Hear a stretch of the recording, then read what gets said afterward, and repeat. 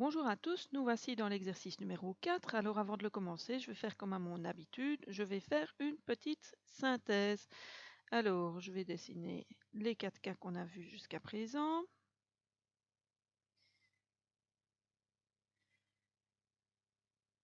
Donc on a d'abord vu les paraboles centrées. Donc il y avait la parabole dont la concavité était tournée vers la droite. Son équation était y carré qui est égal à 2px. Et puis j'imagine que je déplace ma parabole. Donc je lui fais subir une translation, donc c'est à peu près la même, hein, je suppose que c'est la même. Je l'ai juste translatée. Et son équation, que va-t-elle devenir? Eh bien, il suffit que je sache quelles sont les coordonnées de son nouveau sommet.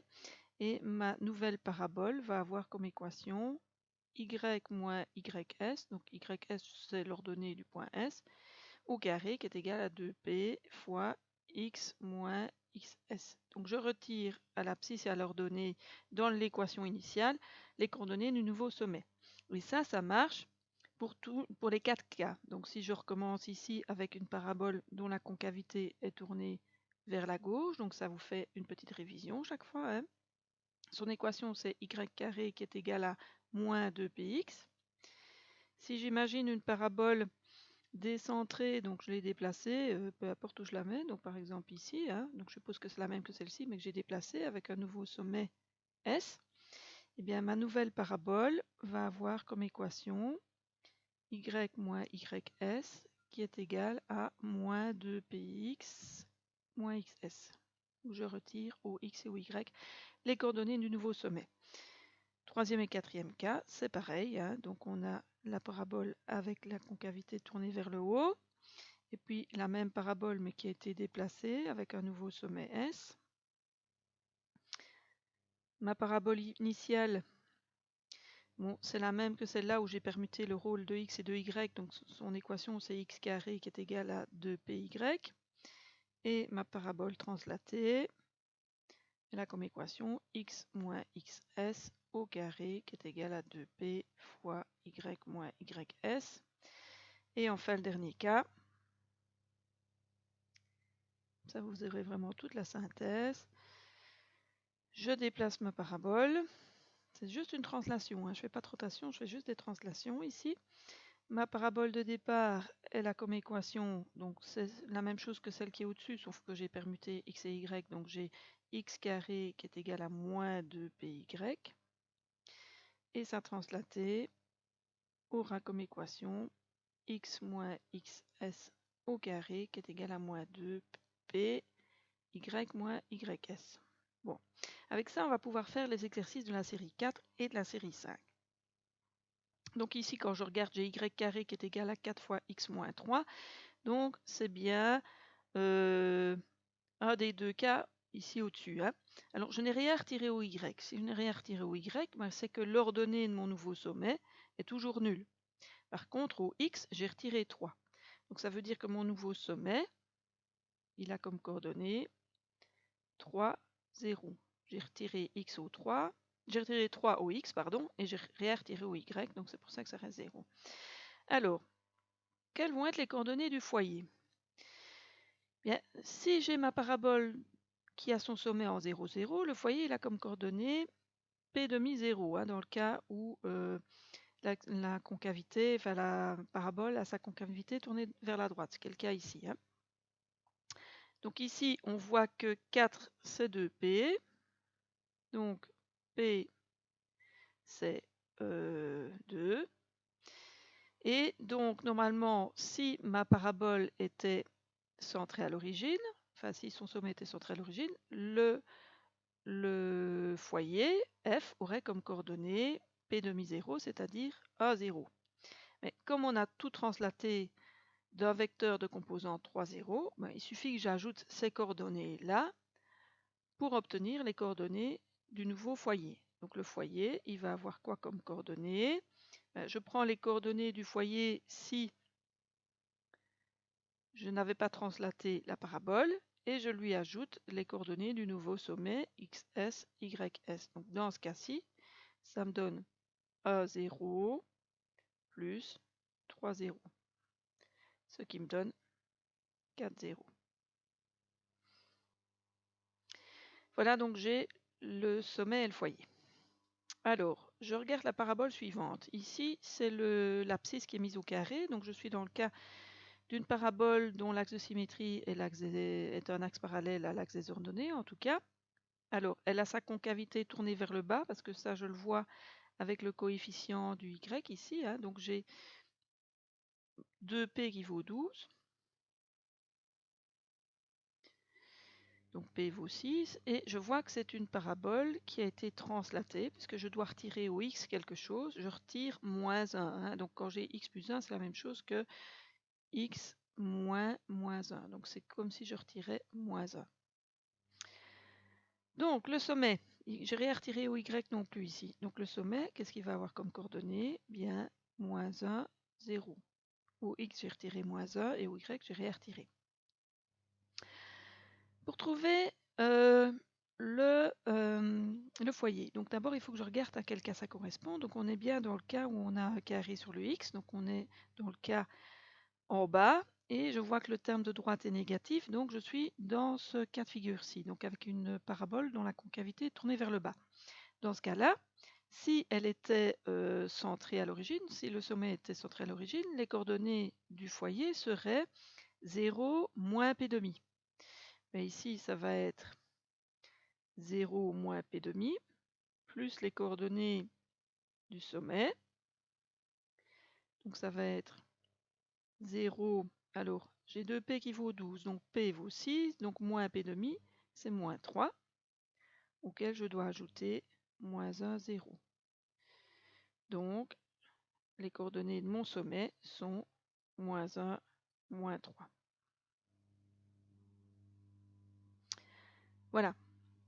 Le troisième exercice, là ça se complique parce qu'on n'a déjà plus de carré parfait. Donc il va falloir d'abord que je reconstitue mon carré parfait pour voir où sont les coordonnées de mon sommet. Alors je vois que le terme au carré, c'est un y, donc c'est un y carré. Donc j'ai une parabole du type A ou du type 2, puisque sinon j'aurais un x carré. Je n'ai pas d'x carré ici. Alors, pour revenir à un cas d'une équation comme au-dessus, celle de gauche ou celle de droite, il va falloir que je reconstitue le carré parfait avec les termes en y. Alors je regarde les termes en y. J'ai quoi comme terme en y? Ben, j'ai y carré et j'ai moins 6y. Il faudrait que je reconstitue un carré parfait avec ça. Alors, y carré moins 6y. Donc un carré parfait, ça comporte 3 termes. Il y a 2 carrés et le double produit. Ceci, c'est clairement le double produit. Si ceci, c'est le double produit, c'est 2 fois quoi? Ben, 2 fois 3 fois y. Ça veut donc dire que le troisième terme, ça va être 3 au carré, c'est-à-dire 9. Vous allez me dire, mais on n'a pas de 9 ici. Mais c'est pas grave, on va faire un artifice mathématique, c'est-à-dire que je vais reprendre l'équation que j'ai là. J'écris plus 9 pour avoir un carré parfait, et puis je vais retirer 9 pour être équivalent à ce que j'ai écrit là. Donc je reprends ma parabole.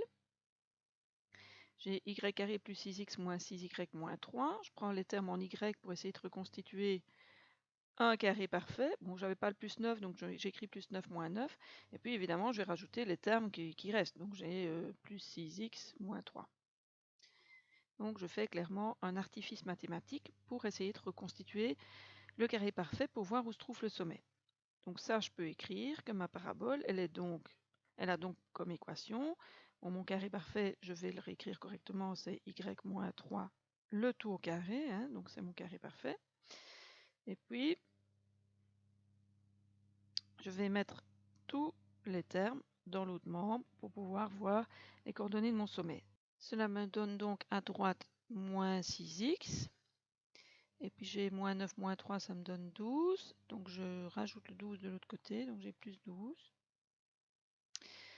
Et si je veux vraiment voir les coordonnées de mon sommet, il va falloir que je mette le coefficient du x dans l'autre membre en évidence. J'ai moins 6, x, moins 2. Hein, si je redistribue bien, moins 6 fois moins 2, ça donne plus 12. Là, j'ai vraiment la belle forme qu'on appelle la forme canonique de la parabole, qui correspond à une parabole décentrée, parce qu'on voit qu'on retire quelque chose au x et au y. Hein, on voit directement les coordonnées du sommet. Ici, ça va être 2 et 3.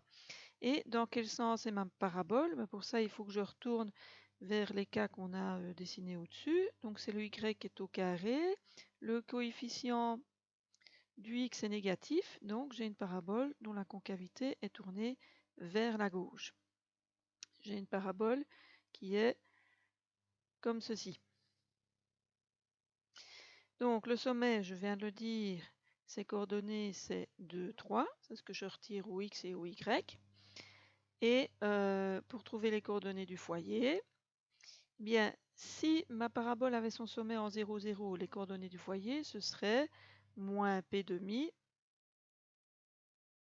0, auquel ici, puisqu'elle est décentrée, je dois rajouter les coordonnées du sommet à x, s, y, s. Donc ici, dans ce cas concret, ici. Alors, que vaut P? Ben, on sait que 6 c'est 2P, donc P c'est 3, et donc P demi c'est 3 demi. Donc ici, je dois ajouter, j'ai moins 3 demi, 0, auquel j'ajoute 2, 3, et donc les coordonnées de mon foyer sont 1 demi, 3. Exercice numéro 4. Encore un petit peu plus difficile, puisque de nouveau on n'a pas de carré parfait flagrant quand on regarde l'équation comme ça, mais en plus si je regarde le terme en carré, c'est un terme en x carré ici, il y a un coefficient devant. Et ça c'est pas bon, parce que si on regarde les 4 types d'équations que j'ai résumées ici en haut à droite, devant le terme qui est au carré, il n'y a jamais de coefficient, enfin le coefficient c'est 1. Donc si on a un autre coefficient que 1 dans l'équation de la parabole, la première chose à faire c'est de l'éliminer. Alors comment l'éliminer? Simplement en divisant toute l'équation par 4. Donc mon équation, elle est équivalente à x carré plus 2x plus 5 quarts moins y sur 4 qui est égal à 0. Et ici, comme tout à l'heure, je vais essayer de reconstituer un carré parfait. Alors je vois que j'ai un carré sur le x, donc je dois faire un carré parfait avec ces deux termes-là. Un carré parfait comporte 3 termes. Pour avoir un carré parfait, si 2x est le double produit, c'est donc 2 fois 1 fois x, donc je dois rajouter a au carré. Comme je n'ai pas a au carré, je fais plus 1 moins 1. Ceci dit, j'aurais pu écrire à la place de 5 quarts, 1 plus 1 quart, ça aurait été pareil. Donc plus 5 quarts moins y sur 4, qui vaut 0. Donc ça, maintenant j'ai bien mes 3 termes de mon carré parfait. Je peux donc écrire que c'est x plus a, le tout carré, qui est égal, si je mets les autres termes, je les soustrais dans l'autre membre, j'ai y sur 4.